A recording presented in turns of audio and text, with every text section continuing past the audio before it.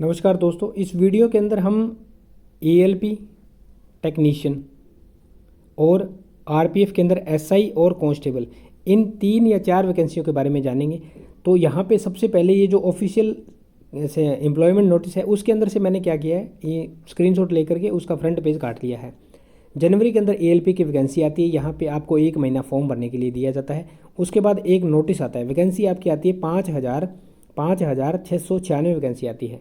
उसके बाद एक नोटिस निकाला जाता है और लगभग आपकी वैकेंसी को 13,000 बढ़ा दिया जाता है। ठीक है, ये नोटिस आपका 5 महीने के बाद नोटिस यहाँ पे 19/6/2024 को नोटिस आता है। उसके बाद टेक्नीशियन की भर्ती के लिए शेड्यूल आता है कि टेक्नीशियन की 9,000 के समथिंग 9,144 वैकेंसी आई थी। उन वैकेंसी को हम कैसे कैसे पूरा करवाएंगे। फरवरी में एम्प्लॉयमेंट नोटिस आएगा, मार्च अप्रैल के अंदर आप फॉर्म फिल करोगे। उसके बाद दिसंबर और अक्टूबर से लेकर दिसंबर तक हम आपका फॉर्म फिलअप करवा लेंगे। मेनली जो चीज़ हम इसमें जानने आए हैं, एक तो आरपीएफ की जो वैकेंसी है एसआई कांस्टेबल उसके अंदर कितना इंक्रीज़ होगा, कितनी वैकेंसी बढ़ेगी, और बाकी जो एएलपी और टेक्नीशियन और आरपीएफ है इनका एग्ज़ाम कब होगा। ठीक है, तो यहाँ पे वैकेंसी जो बढ़ रही है उसके बारे में पहले चर्चा कर रहे हैं हम। तो देखिए, यहाँ पे एग्ज़ाम तक आ गए थे। उसके बाद डॉक्यूमेंट वेरिफिकेशन यहाँ पे आपका करवाया जा रहा था। इसके बाद एक नोटिस आ रहा है, ये नोटिस आया था। ये नोटिस जो आपकी भर्ती है टेक्नीशियन की उसको फॉर्म फिलअप करवाने के रिगार्डिंग आया था। जैसा कि इन्होंने बताया था कि मार्च के अंदर आपका फॉर्म शुरू हो जाएगा, तो मार्च में फॉर्म शुरू हो गया, अप्रैल में आप फॉर्म भर सकते थे। 1 महीने का टाइम यहाँ पे दिया, 9,144 वैकेंसी यहाँ पे थी। उसके बाद एक नोटिस फिर आता है, ये नोटिस लगभग अगस्त के महीने के अंदर आता है। यानी कि मार्च में जो नोटिस आया था उसके 5 महीने बाद, और पहले जो एएलपी वाला जनवरी में नोटिस आया था उसके 5 महीने बाद जून में नोटिस आया। 5-5 महीने के गैप के बाद नोटिस आ रहे हैं। 9,144 वैकेंसी से 14,298 लगभग इसके अंदर 5,5100 5,5100 वैकेंसी को इन्हांसमेंट कर दिया जाता है। उसके बाद देखिए, एसआई की है एग्जीक्यूटिव के अंदर वैकेंसी आती है, अप्रैल के महीने में नोटिस आता है, अप्रैल में शुरू हो जाते हैं, मई के अंदर 14 मई तक आधे मई तक फॉर्म भरे जाते हैं। 452 वैकेंसी आती है। इसके साथ साथ सेम डेट को 14 तारीख को नोटिस आता है कि हम आपकी वैकेंसी फिल करवा रहे हैं, और 15 तारीख से फॉर्म शुरू हो जाते हैं, 15 अप्रैल से लेकर के, और 14 मई तक किसका था, कांस्टेबल एग्जीक्यूटिव के अंदर 4,208 पोस्ट थी। टोटल एसआई और कांस्टेबल को मिलाया जाए तो 4,660 पोस्ट यहाँ पे बन रही थी। दोस्तों ये कब आया था नोटिस, ये आया था 14 अप्रैल को। अब आपका नोटिस 14 अप्रैल के अंदर लगभग आप 5 महीने जोड़ दीजिए तो 15 या 14, या फिर आप मान लीजिए सितंबर का सेकंड वीक जो है ना, सितंबर का सेकंड वीक, उसके अंदर आपको नोटिस देखने को मिलेगा आरपीएफ की इन्हांस वैकेंसी का।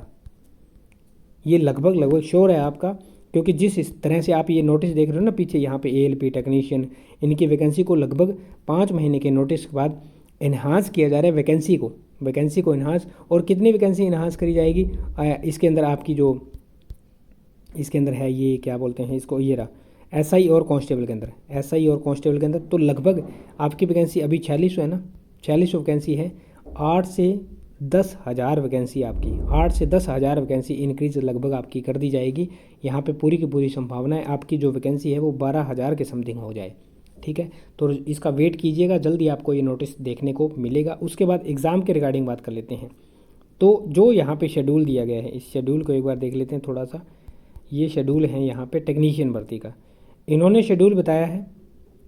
इस शेड्यूल के अंदर थोड़ा सा क्या हो गया, इन्होंने जैसे कहा था अभी शेड्यूल है एग्ज़ाम का कब होगा, सीबीटी फर्स्ट इसकी बात हो रही है। तो एक तो चीज़ हो सकती है कि टेक्नीशियन, क्योंकि 2018 में जो हुआ था टेक्नीशियन और एएलपी को साथ साथ एग्ज़ाम करवाया गया था, है ना। उसके बाद में जेई वगैरह और सीएमएस डीएमएस उनकी करवाई गई थी, फिर पैरामेडिकल वगैरह हुए थे। तो टेक्नीशियन और इसका एएलपी का साथ करवाया जाता है। अगर साथ करवा लिया जाता है फिर तो आरपीएफ का एग्ज़ाम जल्दी हो सकता है, क्योंकि यहाँ पे इन्होंने दिसंबर का शेड्यूल दिया है। तो दिसंबर के अंदर आप 5 महीने बढ़ा दीजिए, क्योंकि जो नए बच्चों को मौका दिया 5,5100 वैकेंसी निकाली है उनको भी तो थोड़ा टाइम चाहिए। अगर उनको टाइम नहीं भी दिया जाता है, कम भी टाइम दिया जाता है, तो भी 3 महीने का टाइम उनको मान लीजिए, क्योंकि अभी तो फॉर्म चल ही रहे हैं अगस्त के महीने और सितंबर के महीने में उनके, तो 3 महीने लगा लिए। तो ये एग्ज़ाम आपका जो है वो दिसंबर के एंड तक होगा, 2024 के एंड तक, और 2025 के स्टार्टिंग तक, 25 के स्टार्टिंग तक किसका, टेक्नीशियन का एग्ज़ाम। इससे पहले आपका एएलपी का एग्ज़ाम हो जाएगा।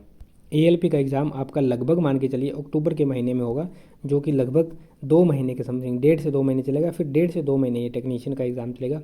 उसके बाद क्या होगा, उसके बाद जो आपका फर्स्ट सीबीटी है किसका, एसआई और कांस्टेबल का, ये होगा कब, ये होगा आपका मार्च के अंदर, संभावित है मार्च के अंदर 2025 के अंदर आपका CBT करवा लिया जाए। 6 महीने का टाइम आपके पास है CBT फर्स्ट का, क्योंकि अभी तो आपका वैकेंसी इन्हांसमेंट का नोटिस आएगा, उसके बाद आपका जो फॉर्म है वो फिर से रीओपन किया जाएगा, जो नए कैंडिडेट हैं उनको अप्लाई करने का मौका दिया जाएगा।